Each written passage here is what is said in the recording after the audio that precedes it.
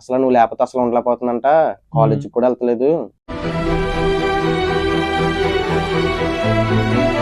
ఇంట్లో సంబంధాలు చూస్తున్నారు ఆ పిల్లకి, ఆల్రెడీ ఎంగేజ్మెంట్ కూడా అయిపోయింది, ఆ పిల్ల కోరింది కొనకుండా, ఆ పిల్లకి నచ్చిన ఇంకా తిప్పకుండా ఇంకెందుకు చెప్పక మాట నేను.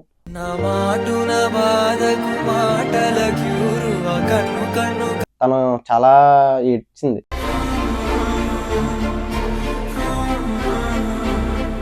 ఆఖరి పెళ్లి అయిపోయింది ఆ పిల్లకి, ఇష్టం లేని పెళ్లి కూడా అయిపోయింది. తర్వాత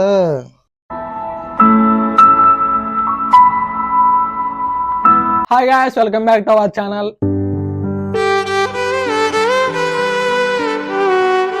ఈరోజు ఏంటంటే తను మా తమ్ముడు అనమాట. మా తమ్ముడు ఒక తన ఫీలింగ్స్ ని మీకు అయితే షేర్ చేసుకుందాం అనుకున్నాడు. ఫీలింగ్ అంటే హ్యాపీనెస్ అనుకుంటారేమో, హ్యాపీనెస్ కాదు. మా తమ్ముడికి రీసెంట్లీ బ్రేకప్ అయితే అయ్యిందనమాట.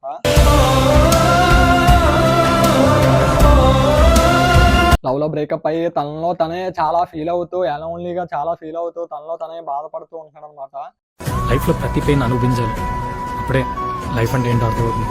నేను అయితే అలా బాధపడకుండా నువ్వు ఎవరికైనా షేర్ చేసుకుంటాను అంటే, నీ బాధని చెప్పుకుని నువ్వు అలా ఉండిపోకుండా ఎవరికైనా షేర్ చేసుకుని బాధను తగ్గుతుందా అంటే షేర్ చేసుకుందామని చెప్పి మీ ముందుకైతే వచ్చారనమాట. అప్పుడు అంటే తనలో తను చాలా ఫీల్ అవుతున్నాడు. ఇప్పుడైతే మా తమ్ముడు లవ్ ఎలా స్టార్ట్ అయింది, బ్రేకప్ ఎలా అయితే అంటే బ్రేకప్ ఎలా అయిందో మనం అయితే తెలుసుకుందాం. మీరు కూడా తెలుసుకుందాం. అంటే చాలా మంది లవ్లో బ్రేకప్ అవుతున్నారు. ఏదైనా మీకంటూ ఒక అండర్స్టాండింగ్ ఉండి అప్పుడు లవ్ చేసుకోండి. అన్ఎక్స్పెక్టెడ్ అంటే అమ్మాయి అయినా అవ్వచ్చు, అబ్బాయి అయినా అవ్వచ్చు. అంటే ఇప్పుడు మా తమ్ముడు సపోర్ట్ అని, ఆ తమ్ముడు కాదు. ఇప్పుడు అంటే మా తమ్ముడు ఇప్పుడు బ్రోకెన్ అయింది కాబట్టి ఇంతలా బాధపడుతున్నాను. అంటే తన బాధ నేను చూశాను కాబట్టి నేను అయితే మీకు చెప్తున్నాను అనమాట. అమ్మాయినా అబ్బాయినా ఒకటే తెలుసుకుని, అంటే ఇద్దరు ఒక అండర్స్టాండింగ్ వచ్చి అయితే లవ్లో అయితే మూవ్ ఆన్ అవ్వండి. ఫస్ట్ అయితే మనం తమ్ముడిని అడుగుదాం ఏటన్నదని. తమ్ముడు ఫస్ట్ నీ పేరు అయితే చెప్పరాలి.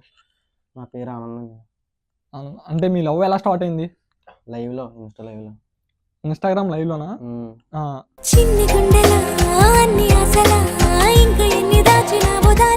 అంటే లైవ్ లో అంటే తన నిన్ను చూసి నీకు మెసేజ్ చేసిందా? లైవ్ లో నన్ను చూసి వెనకాల అబ్బాయి అంటే ఒక అన్నయ్య లైవ్ పెట్టాడు, తెలిసినన్నయ్య, వెనకాల నేను కూర్చున్నాను, నీ వెనకాల ఉన్న అబ్బాయి మాట్లాడ్డా అని చెప్పి ఆ అమ్మాయి మెసేజ్ చేసింది నాకు. అలా తర్వాత అన్నయ్య అన్నాడు, తమ్ముడు నీకే మెసేజ్ వచ్చింది, నువ్వు మాట్లాడుంటే ఇంకా అలా కాంటాక్ట్ అయ్యి నా అకౌంట్ కి మెసేజ్ చెయ్యు, నేను చేస్తానని చెప్పి ఇలా మా ఇద్దరికి ఒక మంచి బాండ్ ఏర్పడింది.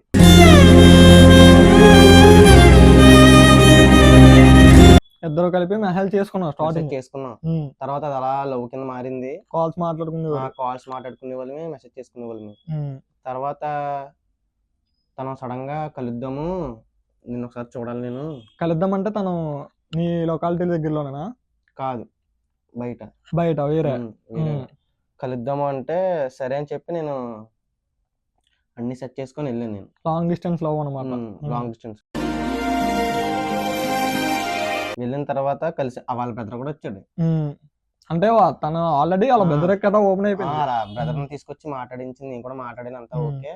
పార్క్ వెళ్ళాము, మాట్లాడుకున్నాం. ఈవినింగ్ మేము ఫస్ట్ మీట్ అదే పార్క్ లో, ఇద్దరికి ఫిబ్రవరి 5 డేట్లు కూడా గుర్తున్నాయి.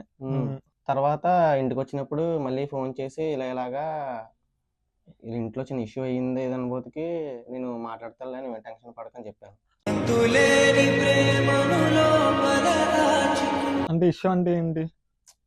ఈ స్టోరీ పెట్టిన వల్ల వాళ్ళ ఫ్రెండ్ ఏం చేసిందంటే వాళ్ళ మమ్మీ, అంటే మీరిద్దరు కలిపి స్టోరీ పెట్టుకున్నారు, వాళ్ళ మమ్మీకి చూపించడం వల్ల ఇలా చిన్న ఇష్యూ అయింది ఇంట్లో అనుభూతికి. అంటే వాళ్ళ ఇంట్లో కూడా తెలిసిపోయింది, అంటే మీ ఇద్దరు గురించి ఇంట్లో తెలిసిపోయింది. అంటే మీ ఇద్దరు రిలేషన్ లో ఉన్నామని చెప్పి వాళ్ళ ఇంట్లో తెలిసింది. మరి మీ ఇంట్లో తెలుసా? మా ఇంట్లో తెలియదు. ఇప్పుడు తెలుసు. తర్వాత నేను అప్పుడు బాధపడినప్పుడు మా అమ్మ వాళ్ళు అడిగారు, ఎందుకు అలా ఉంటున్నావు, టైంకి తినకుండా ఇలా ఎందుకు, నైట్ అలా పడుకోకుండా అలాగా ఫోన్ చూస్తూ ఎందుకు బాధపడ్డాం, ఏదైనా ఉంటే చెప్పు, అది చిన్నదామని పెద్దదామని నేను నీకు ఉన్నాను అని చెప్పి మా అమ్మ నాకు సపోర్ట్ చేసేది.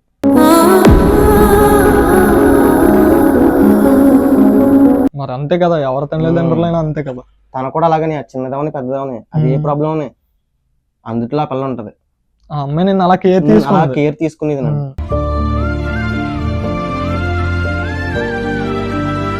అది ఏదైనా సరే నన్ను అందులో వదిలేసి వెళ్ళిపోయేది కాదు. అది చిన్నదవన పెద్దదవన ఏదైనా సరే ఇద్దరం కలిసి సాల్వ్ చేద్దాం అన్న మైండ్ సెట్ అవ్వలదే. కొద్దిగా మంచిగా మాట్లాడి బాగా చాలా మంచిది. నీ అడుగుల వెంట నే గురుతై ఉంటా నీ పాదమే దాటి. అయితే ఒక రోజు వాళ్ళ డాడీ ఫోన్ చేశారు నాకు. నేను వాళ్ళ ఇంట్లో తెలిసిపోయిన తర్వాత నేను రీల్ చేస్తున్నప్పుడు ఫోన్ చేస్తే మా ఫ్రెండ్ అనుకున్నాను నేను. అన్నోన్ నెంబర్ కదా ఎట్కరంగా మా ఫ్రెండ్ ఏమో ఆడుతున్నాడేమో అని చెప్పి నేను వాళ్ళ బ్రదర్ ఇలాగా వాళ్ళ డాడీనమ్మా ఇలా వీణా వాళ్ళ డాడీని అనబోతుకి వాళ్ళ డాడీ నీకు కాంటాక్ట్ అయ్యి నీతో మాట్లాడారు. అప్పటికి నా గురించి మొత్తం కనుక్కున్నారంట. మా ఫ్లాట్స్ లో కూడా అడిగారు, ఒక అన్ని అడిగారు, తమ్ముడు ఏంటి నువ్వు వాళ్ళు ఇలా మెసేజ్ చేస్తున్నావు అంటే అక్కడ వాళ్ళకి వాళ్ళు బ్యాక్గ్రౌండ్ పెద్దదే అది అని అన్నారు. అయితే వాళ్ళు మా క్యాస్టే, వాళ్ళు ఓసీ కోపలే. తర్వాత మా క్యాస్ట్ అలా అనుభూతికి వాళ్ళ డాడీ అన్నారు, నీకు చేసుకునే ఉద్దేశం ఉంటే మీ ఫ్యామిలీ మెంబర్స్ తీసుకుని రా, కూర్చొని మాట్లాడుకున్న తర్వాత ఏదైనా ఒకళ్ళు సెట్ అయితే చేస్తామో లేదంటే లేదు అని అన్నారు. తర్వాత ఏమెట్టి పోషిస్తావు అది అని అడిగారు. ఇప్పుడు అందగా స్టడీ అండి. ఇప్పుడు ఎవరైనా సరే మనలాకని కాదు, ఇప్పుడు ఎవరైనా ఎవరి ఫ్యామిలీ వాళ్ళైనా ఫస్ట్ ఆఫ్ ఆల్ వాళ్ళ కూతుర్ని ఇద్దాం అనుకుని డిసైడ్ అయ్యారంటే అది లాజిక్. అది ఇప్పుడు మనం అడగడానికి సరిపోము. ఇప్పుడు ఎవరైనా అంతే. ఇప్పుడు నువ్వైనా నీకంటూ చెల్లి ఉంది కదా, నీ చెల్లిని ఇద్దాం అనుకుంటే ఎవరికైనా నువ్వు ఏం డిసైడ్ చేస్తావు ఫస్ట్ చూసుకుంటావు. అది పాయింట్. మరి ఇది వాళ్ళు నిన్ను అడిగారు ఏం చేద్దాం ఏంటని, నువ్వు ఇప్పుడే చేసుకుంటాను అన్నావు. అప్పుడు చేసుకుంటాను లేదు అండి, నేను సెటిల్ అయిన తర్వాత చేసుకుంటాను అని అంటే కొన్ని ఇయర్స్ టైం అడుగు. మనోడు కొద్దిగా ఇలా ఇలా అర్థం చేసుకుని ఇలాగ అలాగని చెప్పి నాతో కొద్దిగా ర్యాష్ గా మాట్లాడిన తర్వాత ఫోన్ పెట్టేశాడు. ఎవరి పేరెంట్స్ అయినా కామన్, అది నువ్వు లైట్ తీసుకోవాలి. నేను కూడా ఇంకా ఫోన్ చేయలేదు, మెసేజ్ చేయలేదు. తర్వాత ఆ పిల్ల కూడా చేయలేదు. తర్వాత 4 days తర్వాత మళ్ళీ నాకు మెసేజ్ వచ్చింది అమ్మాయి నుంచి. వాళ్ళ డాడీయే చేశారు. వాళ్ళ డాడీ నుంచా? వాళ్ళ డాడీ వాట్సాప్ కాల్ చేశారు నాకు. తను ఎలా మాట్లాడాడంటే, ఇలాగ అసలు ఏమీ తినట్లేదు తను, అసలు నువ్వు లేకపోతే అసలు ఉండలేకపోతుందంట, కాలేజీకి కూడా వెళ్తలేదు, ఇలా ఒకసారి మాట్లాడు అంటే నేను మాట్లాడాను. ఇలా ఉండకమ్మా, అలా ఉండు, ఇలా ఉండు, ఎందుకు అది కరెక్ట్ కాదు, ఇంట్లో బాధ పెట్టి ఎందుకు, నువ్వు బాధపడి నేను తట్టుకోలేను అని చెప్పి అలా నేను కూడా అలా చిన్న చిన్న చెప్పేవాడిని. తర్వాత అంతా ఓకే, అంతా నార్మల్ గా ఉందన్న టైంలో ఇంకా తన నుంచి నాకు ఫోన్ రాలేదు, మెసేజ్ రాలేదు.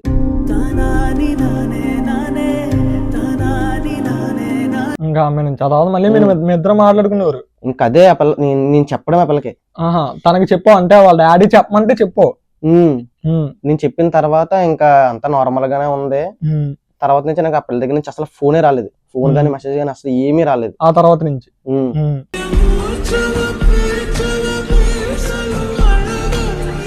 ఒక 3 నెలల తర్వాత మళ్ళీ ఫోన్ వచ్చింది. ఫోన్ వచ్చిన తర్వాత వాళ్ళ బ్రదర్ ఇలాగా మరి ఇంట్లో సంబంధాలు చూస్తున్నారా పిల్లకి, ఆల్రెడీ ఎంగేజ్మెంట్ కూడా అయిపోయింది. అది నీకేం చెప్పలేదు అమ్మాయి? అంటే ఫస్ట్ నాకు ఎంగేజ్మెంట్ అయింది అది ఏదైనా ఏం చెప్పలేదు అంటే 3 months లో ఇవన్నీ అయినాయి. తర్వాత ఆ పిల్ల ఇలా పెళ్లి టయానికి నాకు ఫోన్ చేసి ఏం చెప్పిందంటే, నాకు అసలు పెళ్లి ఇష్టం లేదు, నేను నీ దగ్గరికి వచ్చేస్తానని తీసుకెళ్ళిపోను అన్నది. నేను చూస్తే నేనున్న సిచ్యువేషన్ అప్పుడు చాలా ఇంకా స్టడీలో ఉన్నావు. అయితే ఇలా అన్నాను, ఇప్పుడు నాది ఎలా కదమ్మా, అసలు ఇప్పుడు ఎలాగా చెప్పు, తీసుకొచ్చేసి ఇంకా ఎలాగా ఇంట్లో బాధ పెట్టి నిన్ను బాధ పెట్టలేను నేను, నువ్వు కరెక్ట్గానే చెప్పు, మరి అది కరెక్ట్ కాదు, ఒప్పించి చేసుకుందాం, కావాలంటే ఎన్ని ఇయర్స్ అయినా పర్లేదు, స్టడీ అయిపోయిన తర్వాత ఏదో చిన్న జాబ్ అవని పెద్ద జాబ్ అవని నేను చూసుకుంటానమ్మా అంటే ఆ పిల్ల అప్పుడు దాకా ఆగలేకపోయింది. అలాగని చెప్పి పేచి పెట్టింది.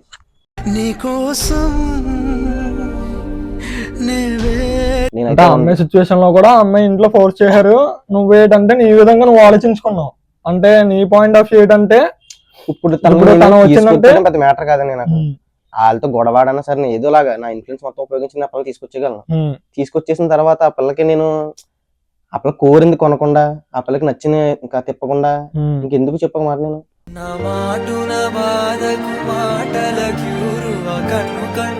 నేనే కరెక్ట్ గా ఉండి ఒక మంచి పొజిషన్ లో ఉన్నాను అనుకో, ఆ పిల్ల కావాలంటే ఇలాగా కార్ లో గానీ బైక్ లో గానీ ఇలాగ అప్పుడు ఏం నువ్వు అప్పుడే కోరుకున్నా మెచ్యూర్డ్ గా ఆలోచించు. అంటే తను నా దగ్గరకు వచ్చాక ఇంక ఏ బాధ పడకూడదు అని చెప్పి నువ్వు ఆలోచించు. తను ఏమనుకుందంటే వాళ్ళ ఇంట్లో ఇబ్బంది పెట్టడం వల్ల నాకు ఇంకా నువ్వు దూరం అయిపోతాయేమో అనుకుని తన విధంగా తను ఆలోచించింది. ఇప్పుడు బేసిక్లీ చాలా మంది చాలా మంది అమ్మాయిలు కూడా ఇప్పుడు ఏంటంటే అదే మైండ్ సెట్ లో ఉన్నారు. అంటే వాళ్ళ ఇంట్లో మ్యారేజ్ ఫిక్స్ చేస్తున్నారంటే ఇంక లేపుకొని వెళ్ళిపోదామని. అని ఒకటి చెప్పనా, లేపుకొని వెళ్ళిపోయిన తర్వాత వాళ్ళ ఇంట్లో బాధపడి వీళ్ళ ఇంట్లో బాధపడి వీళ్ళకి ఎప్పుడు తెలుస్తుంది అంటే వీళ్ళిద్దరు బయటకు వచ్చేసి ఒక అండర్స్టాండింగ్ లేకుండా ఇద్దరు బయటకు వచ్చి ఏ జాబ్ లేకుండా ఏదో చిన్నది 10,000 15,000 చేసుకుంటే సరిపోదు కదా కుటుంబం ఉన్న తర్వాత. ఇప్పుడు మన పేరెంట్స్ మన గురించి అంత కష్టపడుతున్నారు. ఇప్పుడు మన సిచ్యువేషన్ చూసుకొని మనం కొద్దిగా మనం పోషించగలం కదా. ఒక అమ్మాయిని మనం నమ్ముకొని వచ్చింది. ఒక అమ్మాయి మనం నమ్ముకొని వచ్చిన తర్వాత మనం తను ఎంత బాగా చూసుకోవాలా. నేను అలా ఆలోచించిన తర్వాత ఇంకా తను చాలా ఏడ్చింది.